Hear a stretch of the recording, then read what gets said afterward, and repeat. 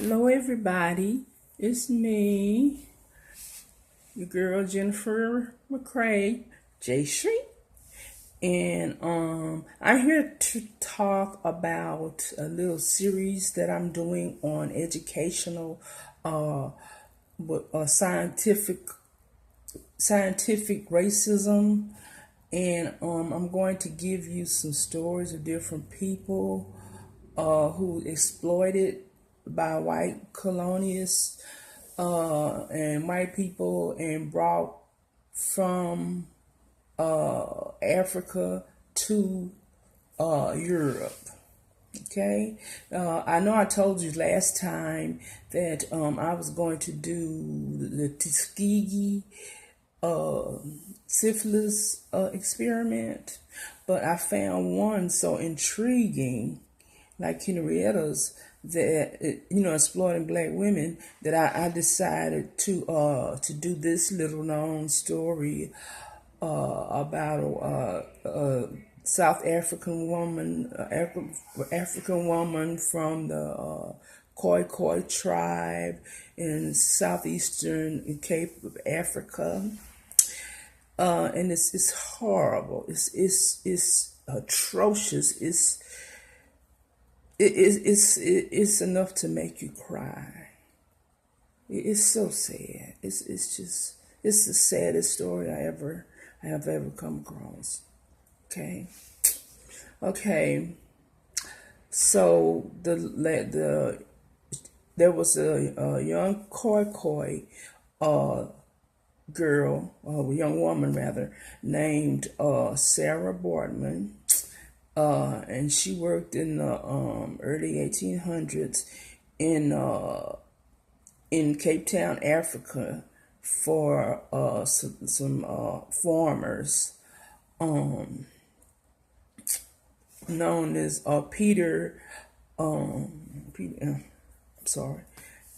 Peter Cesar. Okay, she's a servant there. So one day his brother came, and his brother was Hendrik Cesar, and he thought that it would be he and a Scottish army surgeon named Dr. I forgot what his first name, Andrew Dunlop, I think. But anyway, so they convinced, so she was living horribly as a servant, in South Africa, and you know how it was real bad back then. It was kind of like, it was worse than America. They decided, the Khoi people had an interesting physiology, the women did. Okay, let me show you the Khoi woman. And you can imagine, okay, that's a Khoi woman. That's a Khoi woman's body. So you can imagine the fortune they would get by taking her to Europe. Her name was Sarah Bartman. She had extraordinary attributes, bodily attributes. Okay, so anyhow, somehow they managed to seduce her, lure her, and tell her that she'll get rich and she'll go to nice foreign places and live well and things like that, to get her to go. Dr. Dunlop and Hendrik Cesar. So they first took her to London, to Piccadilly Circus. Let me start by here. I don't know if I said this is an example of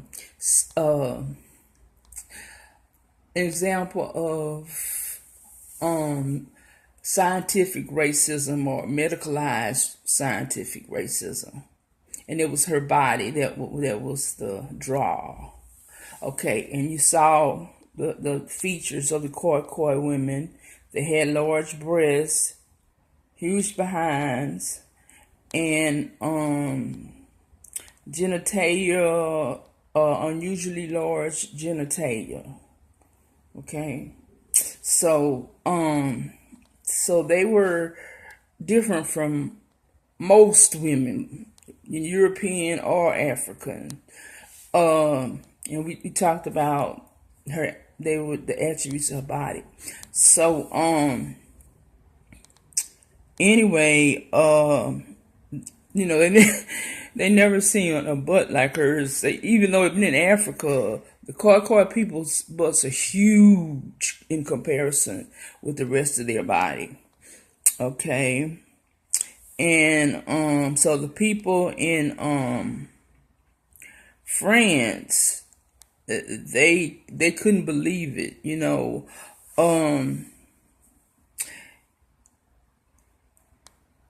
They said that Victorian women at the time, they wore those dresses with the butt out, and the men made a joke that they would be envious of Sarah because Sarah's butt was naturally like those buttress dresses that the European wear. So I don't know. They used her body. They just sexualize every part of her body. That butt, that's animalistic. That displays hypersexuality. Her genitals, they were large. Oh, well, let me point out one thing about Sarah's genitals. Even though she was displayed, she had a little apron that she wore to cover her genitals. So the only people who saw her genitals were like the scientists and medical people for examination, because they'd never seen a woman with genitals like hers, as large as hers. Okay. So and this is during the Victorian era too. So she was just, in a way, remember, this is a form of human trafficking. This is like a sex slave, okay? Basically, that's what she was. The people they would pay extra money to poke her or hit her with a stick or touch her and things like that.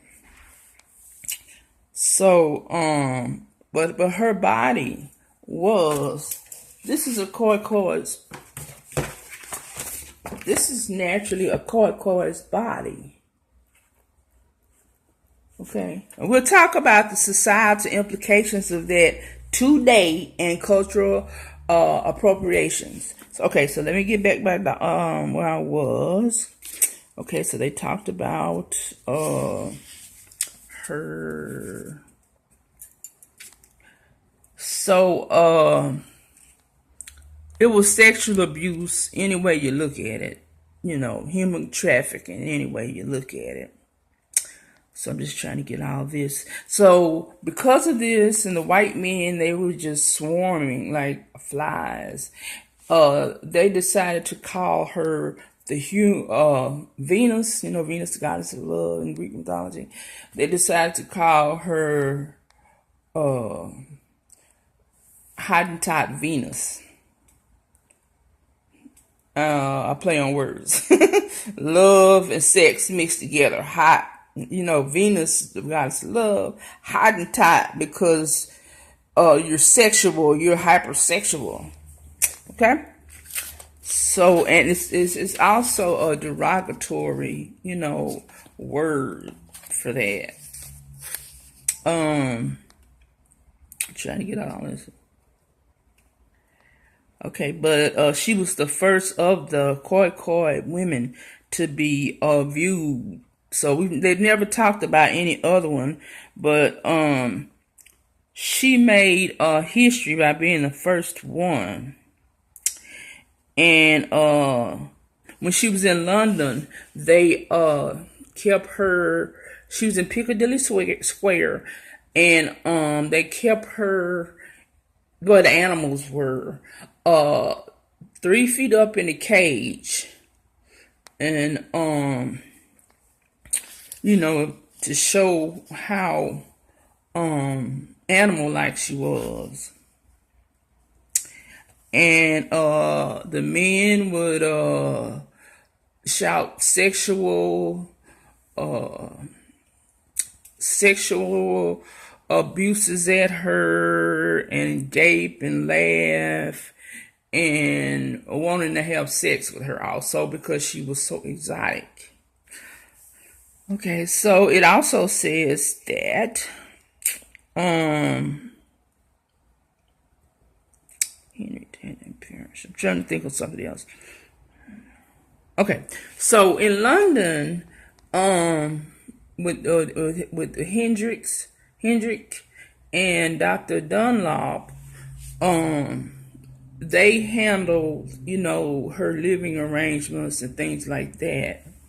So she I'm let me get the dates right, okay? Let's see.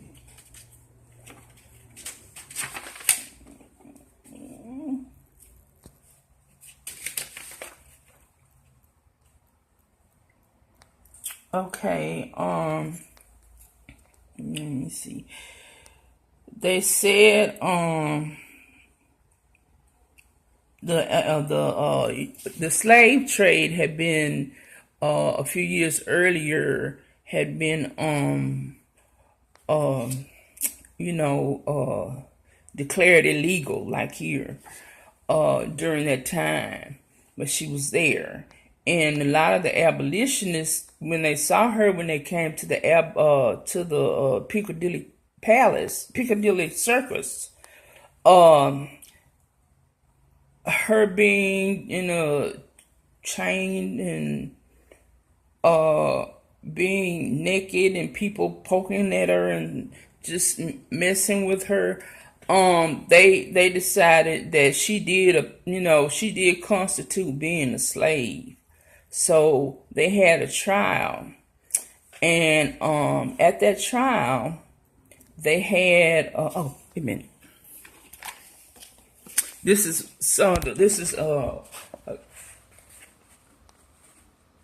one of the drawings of her, how they, poked her and sexualized her and treated her like an animal.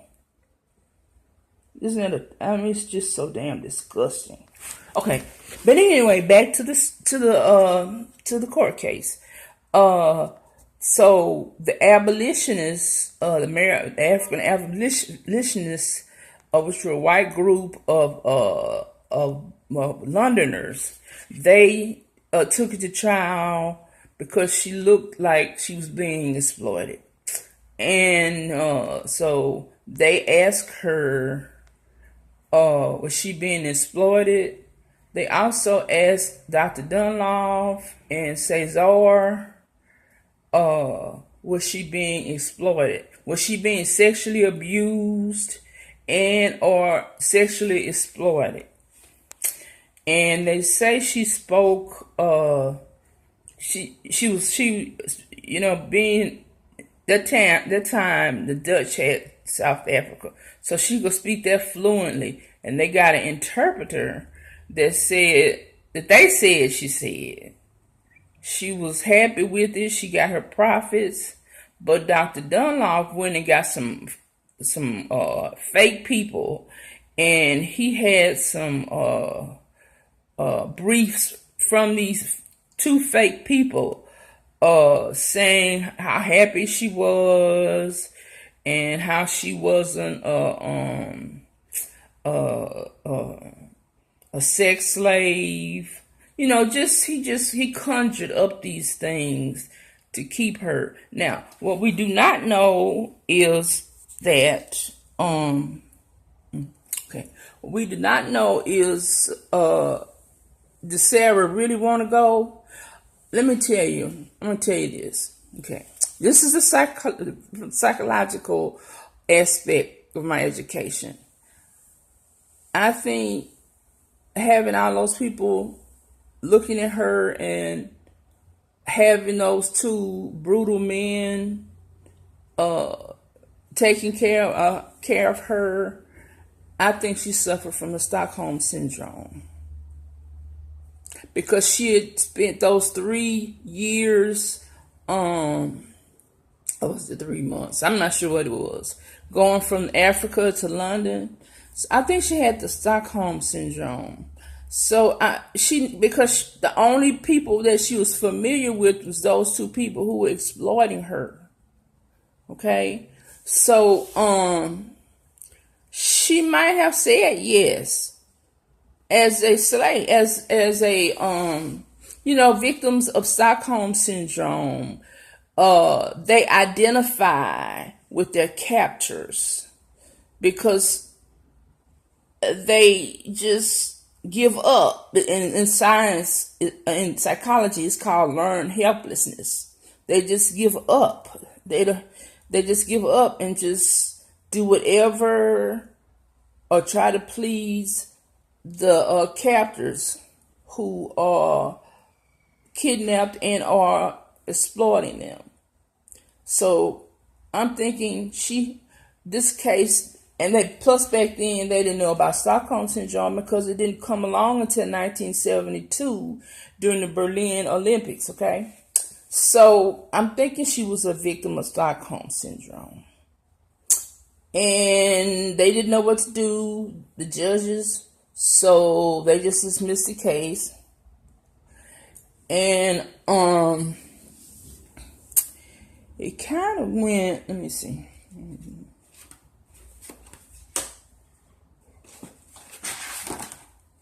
Amen. I'm trying to get, okay. And it kind of went from bad to worse. I'm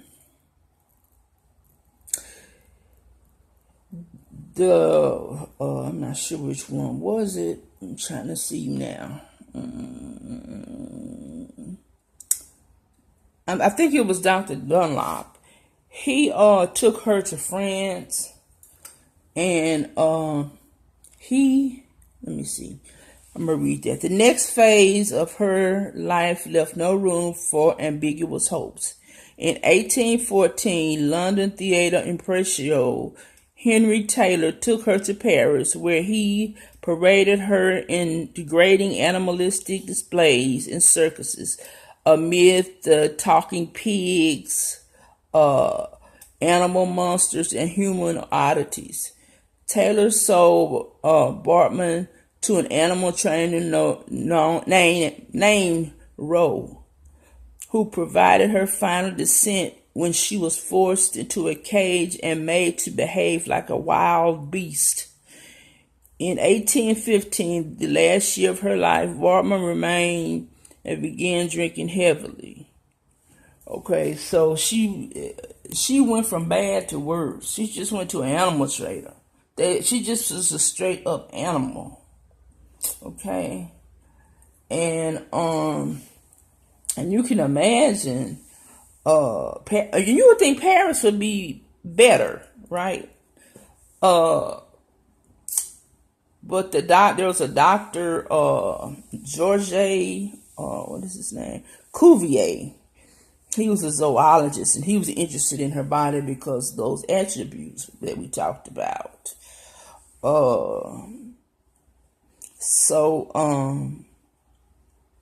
She became an alcoholic because even though she was stable even though they were her captors, Césars and Dr. Dunlop, she was with a strange French man,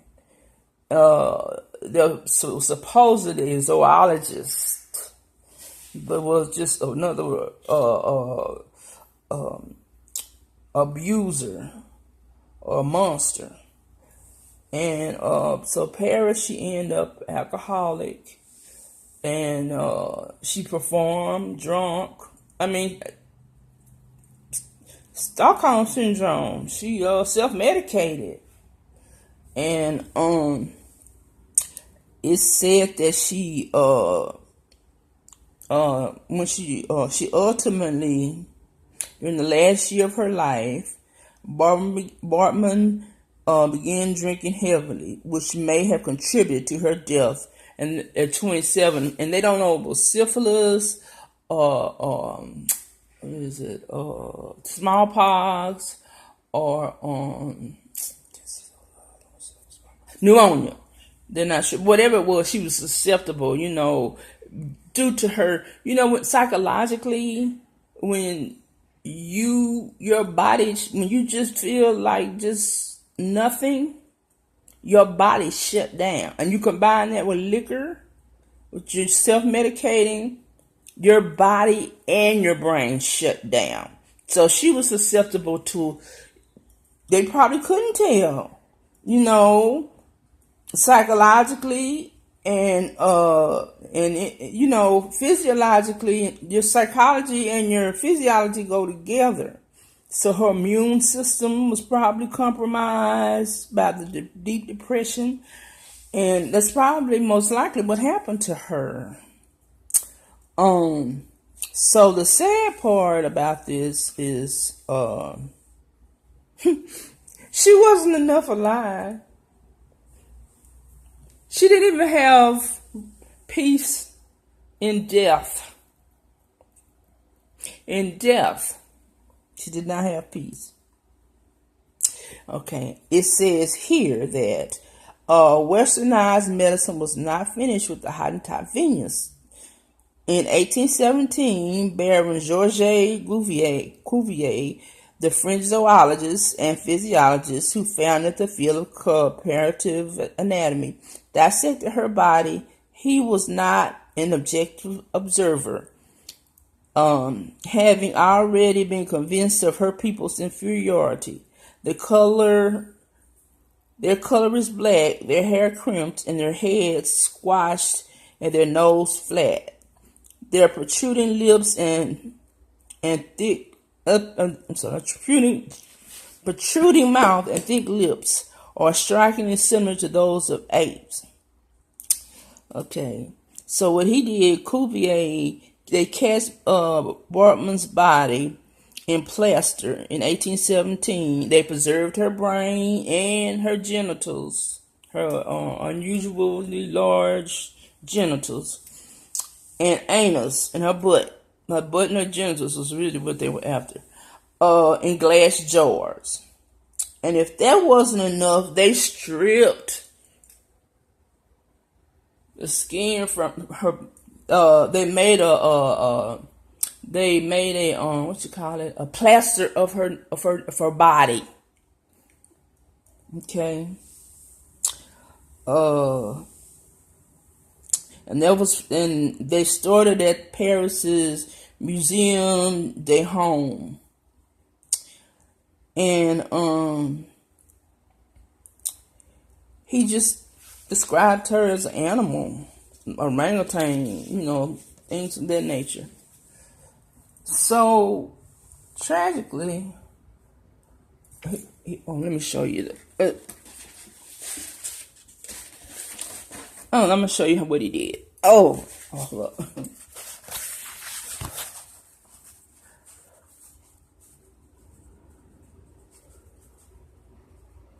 That's Sarah. That's what Dr. Cuvier did to her.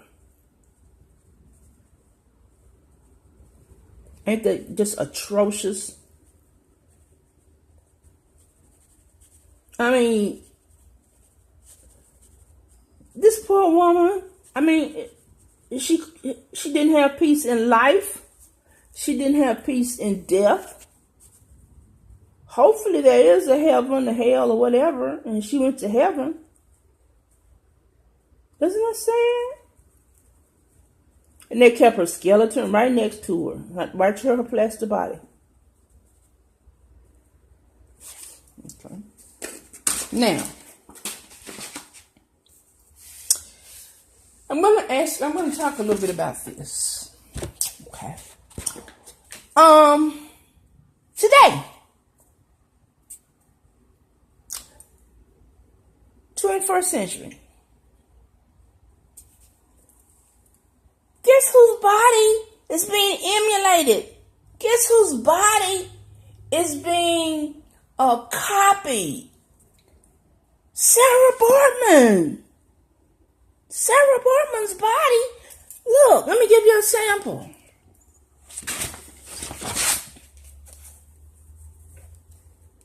Who is that? Kim Kardashian. White women are culturally appropriating Sarah Bartman's body. Look at just look at the ass. Look at the breast. Just look at Kim Kardashian.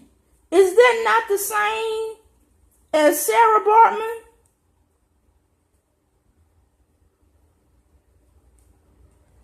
Huh? Look.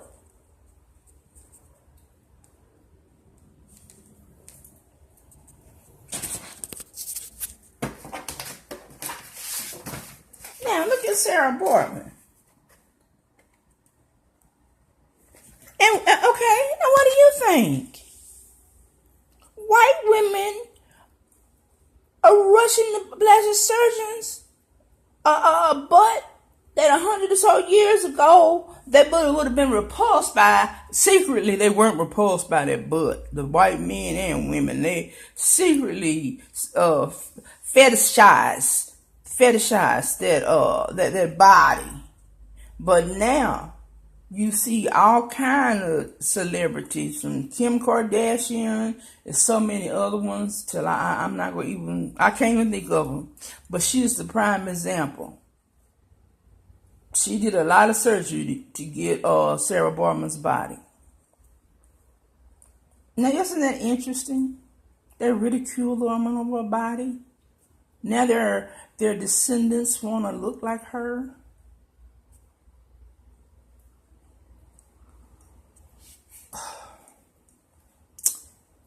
I don't know.